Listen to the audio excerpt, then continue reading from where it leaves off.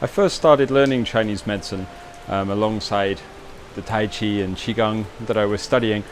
It seemed like a necessary part of the bigger picture of the tradition. I kept hearing about how great cultivators of the past had also been medical practitioners.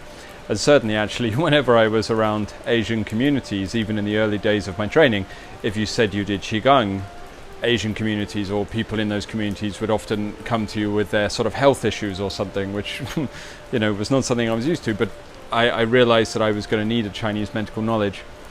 Now, unfortunately, when I started to study Chinese medicine, I actually found that I wasn't very interested in it. Not really. It didn't really catch my attention because what I was interested in was the cultivation. I was cultivating the skills of Tai Chi, the skills of Qigong. I wanted to understand the spiritual path and personal development. That's what I wanted to go into. I was interested in the paths of Taoism and Buddhism and things like this, And when I encountered Chinese medicine, it was taught in a very standard medical fashion, like it was just another therapeutic technique. Now, this always created a kind of clash in my mind, because what I had read and what I'd been led to believe from classical texts was that monks studied Chinese medicine and cultivators studied Chinese medicine.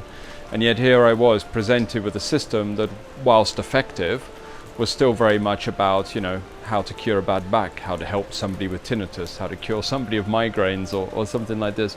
And it really didn't catch my interest. It was only later, when I started to encounter more traditional teachers of Chinese medicine, people with a more ancient knowledge, or spiritual practitioners who'd actually taken that information and kind of presented it or interpreted it in its more original format, that I started to see the connection between spirituality and Chinese medicine and the way that their systems worked.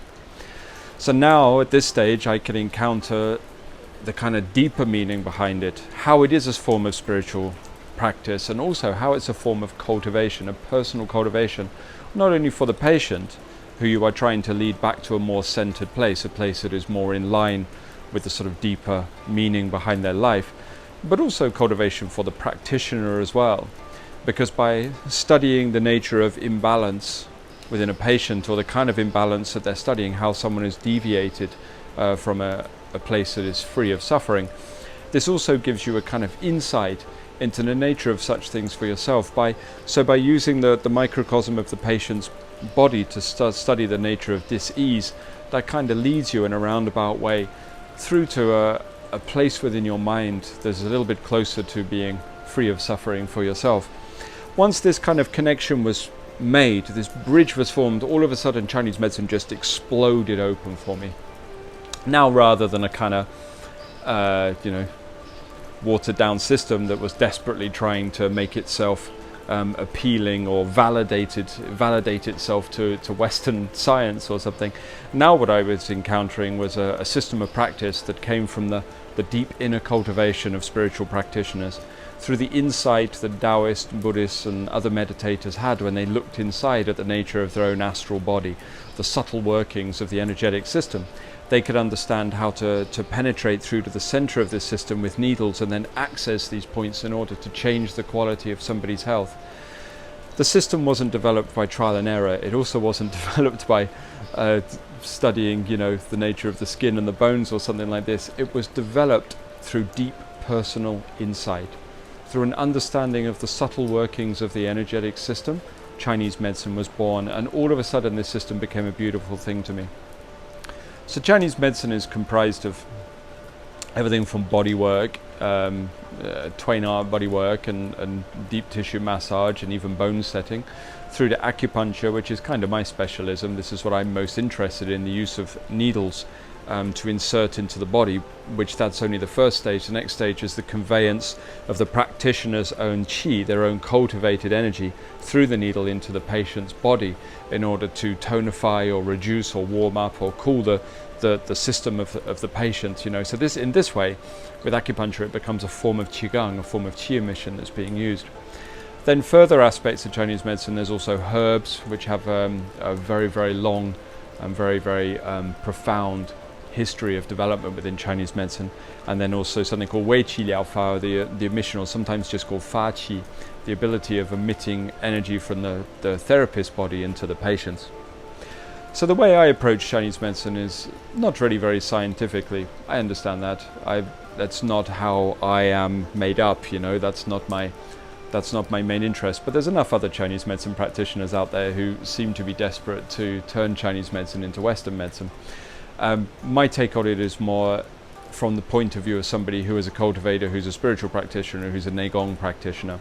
So while I still take a very down-to-earth look at the body itself, you know, a twisted back is a twisted back, my chief concern is to ensure that my Chinese medical practice adheres to the actual conceptual frameworks that developed right back at the origins of Chinese medicine, and to see it as a form of Qigong and a form of cultivation. And this is kind of where I come from. One of the key things that's important to me is the skill of the practitioner, not just their theoretical knowledge. Everybody needs a really good theoretical knowledge base for Chinese medicine. You need to understand the workings of the body, the working of the channel system, how the points work, and so on and so on. That's true. But on top of that as well, you also need a solid skill base. So the practitioner must be able to understand not only the patient's but their own energetic system. What is the quality and the nature of their own qi? They must be able to control the needles particularly well. And on top of this, they also have to have very, very good diagnostic abilities. And one of the key diagnostic abilities that I really focus on is pulse diagnosis, the ability to put your fingers onto the wrists of the patient and read the quality of the organs, the quality of the channels, the thermal properties, the quality of their psychological state, the quality of their spiritual imbalances by touching the wrists alongside the questioning that you have with them, obviously. Pulse diagnosis is a deep and profound skill that is kind of disappearing in Chinese medicine because people are moving away from it basically because it's too complicated, it's too difficult, you know. But it's not difficult, pulse diagnosis, as long as you approach it systematically and you work through it in a step-by-step fashion. And then it's just like anything, it's a skill that takes time to develop. Chinese medicine for me is not something that you do a diploma or you do a degree and then you're done. That's not how it works. For me, it's a lifelong study. It's just like Qigong or just like Tai Chi, something that you can just keep developing and developing as your life goes on. It's the same with Chinese medicine. Of course, you do your initial qualification to make sure you're safe and you're proficient and you can treat fundamental and simple conditions, but then from there you develop the complexity of your understanding of Chinese medicine over a number of years. I think I would say that somebody who is only interested in Chinese medicine as a new therapy to put on their CV, or as a, you know, just a sort of brief study, or they do their diploma and then they are probably best off not coming to me. I also advise people who really want a Western scientific study of Chinese medicine probably shouldn't come to me either, because I'm not against those things, it's just not me. So I would say that the Chinese medicine I do is for people who are interested in a kind of practice that is very, very closely intertwined with spiritual practice and Qigong and Neigong, and is seen as a kind of craft, a skill set that you develop over the course of your life. If you match those criteria, then I'm probably quite a good teacher for you, because this is the position I'm coming from, you know. And again, I'm not putting down the other forms of Chinese medicine, not at all. They have their place. It's just not how I work. I am a esoteric internal arts practitioner that sees Chinese medicine as a part of the bigger picture of Taoism and Buddhism and internal practice.